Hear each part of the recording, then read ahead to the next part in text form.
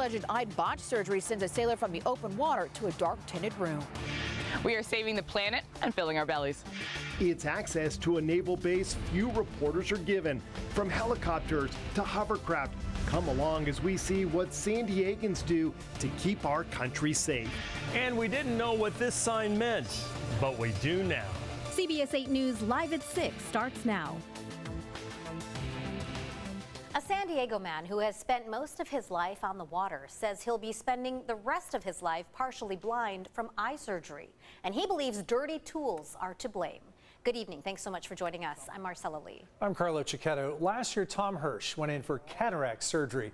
He says there were complications, and he was eventually told his sight would never be the same. CBS 8's Abby Black has the lawsuit filed against the surgery center.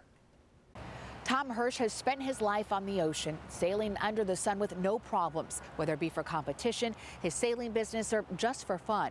Now an alleged botched eye surgery has taken him from the open water to inside a dark tinted room. We usually don't dim the lights this much for an interview. Even this tinted room is too bright for Tom Hirsch to take off his sunglasses. It feels like if you were laying in your bed sleeping and somebody flipped the lights on. I'm blinded by the light. The sailing business owner says that he became partially blind after he underwent a bilateral cataract operation on February 2nd, 2022 at Special Surgery Center of Del Mar. He says he contracted an eye condition called TAS, known as toxic anterior segment syndrome, which can be caused by unsanitary medical instruments. I'm told it's a permanent condition, that there is no cure for it. Hirsch's attorney, B.B. Fell, filed a civil lawsuit last week claiming medical negligence against Kaiser Permanente, who at the time contracted with the surgery center but has since cut ties. The lawsuit also names Hirsch's Kaiser ophthalmologist and the surgery center known as Outpatient Surgery of Del Mar, operated by Envision. They claim the center is responsible for as many as 9 other patients suffering from TAS. There are protocols that need to be followed, sterilization procedures that need to be followed, and that just simply did not happen in this case. What happened to Tom Hirsch was absolutely preventable. It really was a failure on so many different levels. Hirsch says that he went to his doctors about the prolonged eye pain and blindness, but felt the doctors brushed him off. I said, well, what's the course of action, the next course of action? How do I regain my eyesight? He says, oh, likely you'll be a candidate for a corneal transplants. The sailor still can't understand how he went in for cataract surgery and now being told that he needs cornea transplants. I dropped a few F-bombs because I'm trying to, digest this a little bit. The 68-year-old says that he grew up on the water under the San Diego sun and wanted to sail out his golden years, but says that's been wiped away. But sailing is my life and always has been since I was, 5 or 6 years old. It's how I raised my kids. Hirsch says he feels left in the dark.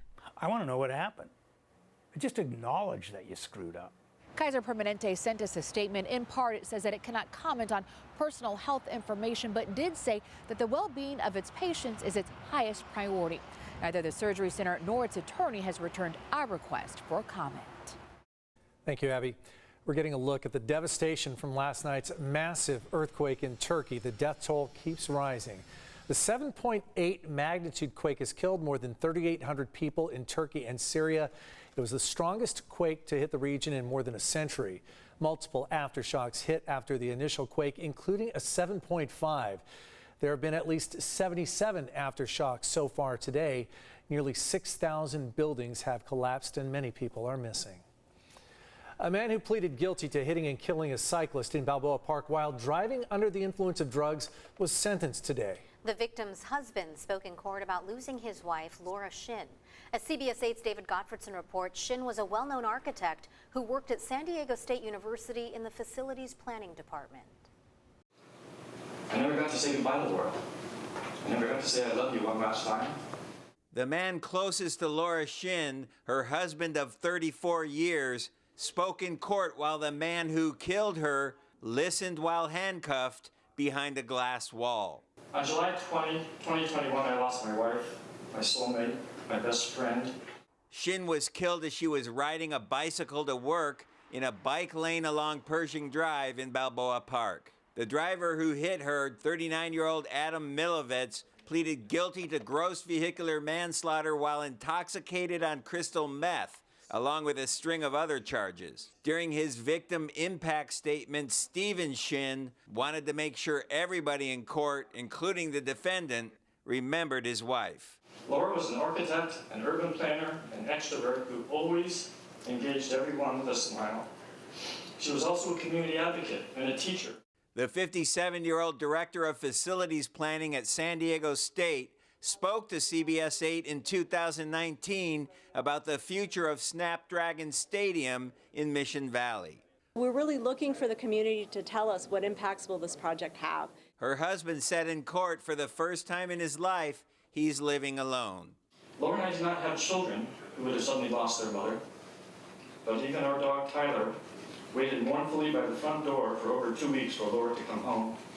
And he still sleeps on her pillow, on the bed, a year and a half later. The judge sentenced Milovets to 13 years in prison under the terms of his plea deal. To bring us back to the day that she was struck and killed, I suspect Laura was smiling as she pedaled up Pershing Drive. She always smiled. She enjoyed cycling. She was going to a job she loved. The husband who spoke in court also has an ongoing lawsuit against the city of San Diego and Sandag, alleging unsafe construction of those bike lanes on Pershing Drive. At the downtown courthouse, David Gottfredson, CBS 8. Thank you, David. Right now, SDG&E is under fire over sky-high gas bills, with the governor, local officials, and angry customers all taking them to task today. Governor Newsom is now calling for a federal investigation into last month's natural gas price spike. At San Diego City Hall Plaza today, a coalition of consumer, energy, and political groups gathered to ask the city council to hold public hearings on rising gas bills. And at the very same time, a group of angry customers was across town protesting outside SDG&E's building in Kearny Mesa, saying they're running out of options. SDG&E points to the high cost they had to pay for natural gas, but those customers say the utility spike was at least double that of any other provider on the West Coast. San Diego County Supervisor Nathan Fletcher says he is running for state senate. He launched his campaign today for the Senate District 39 seat. Fletcher says he wants to bring higher wages, a lower cost of living, and a better life for San Diego County families. He previously served in the state assembly and as the chair of the County Board of Supervisors. California is dropping its attempt to require all K-12 students to be vaccinated for COVID in order to attend school. Our political reporter Morgan Reiner tells us what you need to know. CDPH told us in a statement that with the end of the COVID state of emergency on February 28th, they are no longer exploring a vaccine requirement for California school kids. They said if it was going to happen, it would have to go through the legislature, and right now there are no bills to do it. Political analyst Steve Swat called this moment from October 2021 what we are announcing here today, a statewide requirement for in-person instruction, where Governor Gavin Newsom announced all 6.7 million public and private school children would need to be vaccinated in order to attend school, the most contentious moment of the entire pandemic. It really separated parents up and down the state. 6 months later in April, it was announced that the plan was delayed. As of today, CDPH told me they are not currently exploring emergency rulemaking to add COVID-19 vaccinations to the list of required school vaccinations. There has been that pushback from a lot of parents going back several years.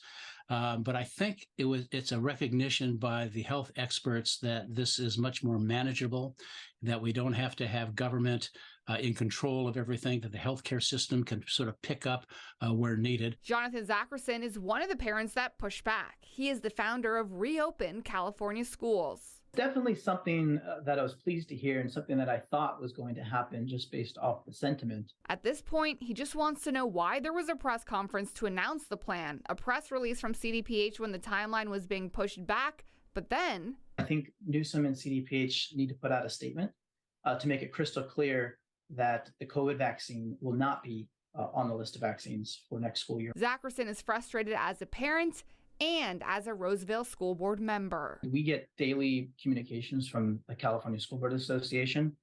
They included it from the news outlets on there, but they haven't received anything from the state. It's all been, media like yourself asking CDPH about this. We reached back out to CDPH to see if they plan on putting out a public announcement for all to see. They followed back up saying that they have nothing further to add at this time. In the original statement, however, they did make it very clear they are still strongly recommending that everyone get the COVID-19 vaccine. Thanks, Morgan. And right now, President Joe Biden, he's getting ready for tomorrow night's State of the Union address, the second of his presidency. You can watch the State of the Union live right here on CBS 8 starting at 6. CBS 8 News Live at 6 will be broadcast on our sister station, the CW San Diego, at the same time.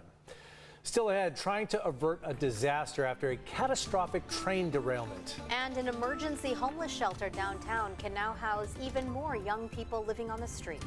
Plus, we're recognizing a local black-owned business as we head to North Park. Oh, that forecast for tomorrow. We'll have some gusty winds. The Santa Ana winds are going to be picking up. Also talking about some large waves right along the coast and a warm up this week. The heat's on for Thursday. Your complete forecast is ahead.